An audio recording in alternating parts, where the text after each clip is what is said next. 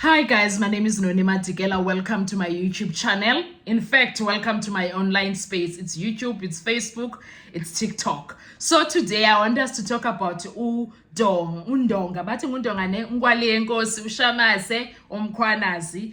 I'm gonna do just a quick review of everything that was said in his evidence there by the SEPS ad hoc committee in parliament. Okay, so it was General Mkhwanazi appearing before parliament's ad hoc committee who is investigating the wrongdoing within the state's law enforcement agencies and intelligence failures.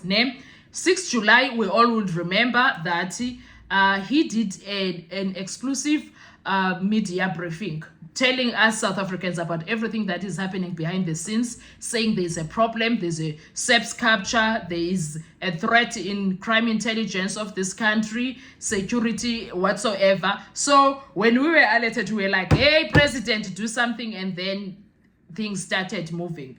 So here is a quick background. The ad hoc committee was established by the South African Parliament to investigate claims of, number one, abuse of state institution, number two, political interference in policing, number three, possible corruption and sabotage within law enforcement, number four, breakdown of crime intelligence and security structures, as I already said. So Lieutenant General Nhlanhla Mkhwanazi, he is the KwaZulu-Natal Provincial Police Commissioner and former acting National Commissioner of South African Police Services. And he was invited to come and testify due to his long service, internal knowledge of SEPS leadership, conflicts, and past clashes with political and police leaders within the country.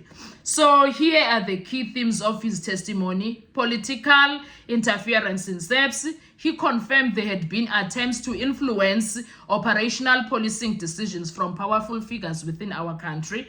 Number two, crime intelligence collapse. He spoke about the weakening of the crime intelligence due to leadership instability and purging of the key personnel. Number three, he spoke about the procurement of corruption, highlighted irregular procurement of equipment in SEPS, and how whistleblowers were sidelined. Number four, leadership conflicts, openly referenced tensions between himself and former SEPS officials and ministers. He spoke about the rule of law, emphasized that operational policing should remain independent from politics. So here are the major takeaways from his evidence or testimony. He indirectly pointed to systematic corruption in SEPS leadership between 2011 and 2015. Number two, he was sidelined when he refused to unlawfully instructions as acting national commissioner. Number three, he begged calls for reform, especially in crime intelligence and procurement oversight. Number four, he suggested restoring merit-based appointments and protecting ethical officers from retaliation. Why does his testimony matter in this entire situation? He says reinforces allegations that law enforcement was captured to protect political interest, supports earlier testimonies by whistleblowers about interference in high-profile cases. Number three, implications for accountability. His evidence may lead to subpoenas for former SEPS top commanders and ex-ministers. Number five, impact public trust, and it impacts public trust and security reform debates. So that is why this is being done. Now, let's go to a full summary up to for the 2 days that he has done the entire thing. So the summary, session one, opening testimony, the day one of his appearance, It was the 7th, right? If I remember correctly. The session focused on the background and political interference, and the key focus were introduction of his policing career, his time as acting National Police Commissioner 2011 to 2012, early political interference in SAPS, retaliation for refusing unlawful instructions, and then highlights of those situations. Mkhwanazi confirmed he was pressured by senior political figures to approve irregular procurement and strategic appointments. He also revealed that conflicts with former Police Minister Nathi Mthethwa the late, particularly around the interference in tactical operations and the disbandments of units. He claimed he was removed from being non-compliant with corrupt demands. He also asserted that discipline within SAPS collapsing due to politicization of appointments. With session 2, key factors. Key factors, okay, key focus is internal sabotage that happens kwa SAPS. He spoke about the collapse of crime intelligence capacity, power struggles within SAPS leadership. And then some of the highlights of that day was that he described crime intelligence as weaponized to victimize ethical officers. And he claimed files on high-profile cases or profile corruption were suppressed, named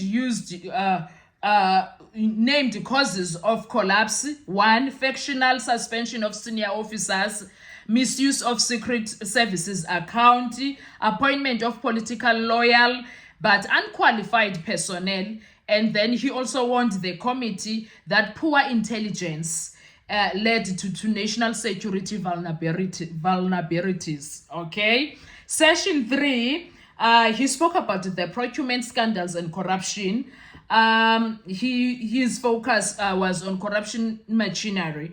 A key focus: irregular procurement, loyalty networks inside SAPS, attempts to manipulate tender processes. He highlights of that situation. He told the committee he refused to sign off 60 million irregular procurement during his acting term. He claimed the procurement mafias still exist inside SAPS. And he also revealed cases where officers were who exposed corruption were demoted or targeted. He called for lifestyle audits of SAPS generals. Session 4, retaliation, suspension, and whistleblowers. Key focus here was, because his testimony on that time was more about retaliation culture when people are not getting what they want. Key focus was purge of honest officers, internal intimidation, protection of whistleblowers. He confirmed state capture patterns inside SAPS extended beyond national level into provinces. He claimed he was spied on by crime intelligence after refusing unlawful directives. He mentioned victimization of provincial commanders and investigators handling sensitive cases. He called for an independent inspectorate outside SAPS. He also called for permanent protection for whistleblowers. He also called for protection-led investigations to avoid interference. On session 5, reform and recommendations, and we're closing on this one, recommendations and implications. Focus here was rebuilding SAPS credibility, structural reform, keeping politics out of policing. He proposed independent appointment panel for senior SAPS generals. He also proposed fixed professional policing charter. He also proposed reduced ministerial interference in police operations. He also warned the committee if SAPS leadership continues to serve instead of law, South Africa will lose the fight against crime. So the overall impact of his testimony, the area yokuqala, accountability, the impact yayo opened doors to further subpoenas, leadership, area leadership implicated past SAPS leaderships. That's what he did. Area crime intelligence confirmed collapse linked to corruption. And then area enye, public trust, reinforced the agency for SEPS reform. And then he spoke about police, politics and police. He gave strongest testimony yet on interference when it comes to that. Yeah, okay, that's Mkwanas. That's our first video. I'll see you on our next video when we conclude most of the things that he has already talked about. Thank you so much. Enjoy your day. Bye-bye.